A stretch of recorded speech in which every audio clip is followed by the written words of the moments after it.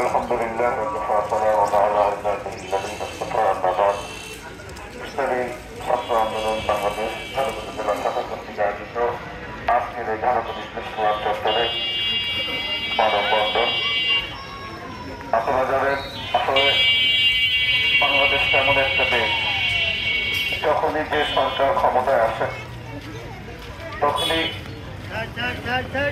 ভারতের সাথে এমন এমন চুক্তি করে, মানে দালালি চুক্তি ছাড়া আর কোনো বাস্তবতা সেই চুক্তিতে আসে না। আমাদের বাংলাদেশে নদী ধরতে ভারত যে বিভিন্ন বাঁধ মানে দিয়েছে, সেখানে আন্তর্জাতিক চুক্তি ছাড়াই সেখানে বাঁধ মানে দেওয়া হয়েছে। এরকম ভাবে বিভিন্ন বড় বড় কোম্পানি, যে সমস্ত কোম্পানিগুলা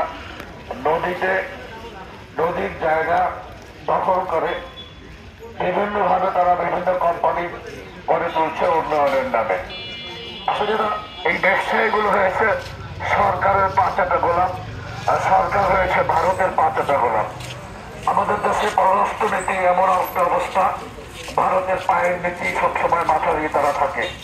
কারণ পররাষ্ট্র মন্ত্রী ছিল দীপুমণি, সেই দীপুমণির অবস্থা দেখেন আজকে এমন একটি মহিলা, যে মহিলা শুধু অ্যাডই তাকে শোভা পায়, বিভিন্ন তৈল, বিভিন্ন সোলো, ক্রিম পাউডার অ্যাডই সেই মহিলা, যেখানে সে পররাষ্ট্রমন্ত্রী। তার পক্ষে কি করা সম্ভব? সরকার পাঁচাতে ভারতের পররাষ্ট্রমন্ত্রী, সে মানে নতজানোর অবস্থা।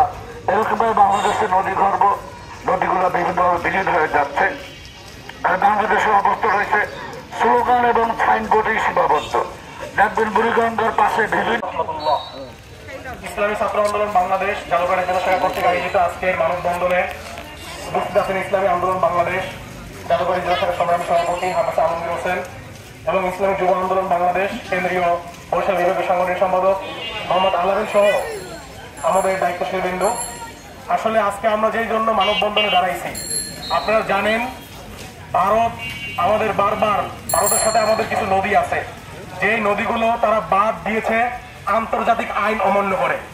এর আগে যারা স্বাধীনতা 53 বছর থেকে শুরু করে যারাই সরকারি ক্ষমতা আসছেন, তাদের সরকারি ক্ষমতার তাদের পররাষ্ট্রনীতি নতজানোর কারণে আমাদের নদীগুলোর নিঃসহিত আমরা পাই নাই, যার কারণে বারবার বর্ষাকালে আমাদেরকে বন্যায় বাঁচতে হয় এবং যখন খরা আসে তখন আমাদের আর কোনো নদীতে পানি থাকে না। আমাদের নদীগুলো আস্তে আস্তে বিলীন হয়ে যাইতেছে এবং বিশেষ করে বিভিন্ন জায়গায় নদী দখল হইতে আছে।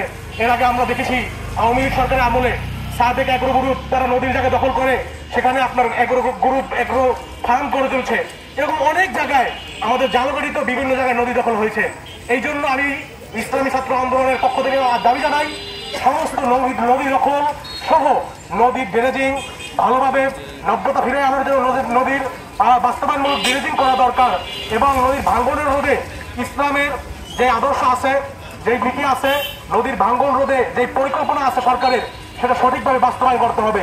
বর্তমান অন্তর্বর্তী সরকারের কাছে আমরা আবেদন জানাবো, ভারতের সাথে আমাদের যতগুলো নদীর আমাদের আন্তর্জাতিক রূপরেখা আছে সেগুলোকে সম্পূর্ণভাবে যেটা আমাদের জন্য কার্যকর, দেশের জন্য কার্যকর, দেশের মানুষের জন্য ভালো, সেইভাবে তাদের সাথে আমাদের আইন বাস্তবায়ন করতে হবে এবং নদীর নব্যতা ফিরে আনার জন্য ড্রেনেজিং এর ব্যবস্থা করতে হবে। এবং বিশেষ করে আমরা এই ঝালকাঠিতে বিভিন্ন সময় দেখতে পাই রাজনৈতিক শর্ত ছায় বিভিন্নভাবে অবৈধভাবে বালু উত্তোলন করা হয়, যার কারণে নদী ভাঙন সৃষ্টি হয়। এগুলোকে রোধ করার জন্য সাধারণ জনগণ সহ সবাইকে সচেতন হতে হবে।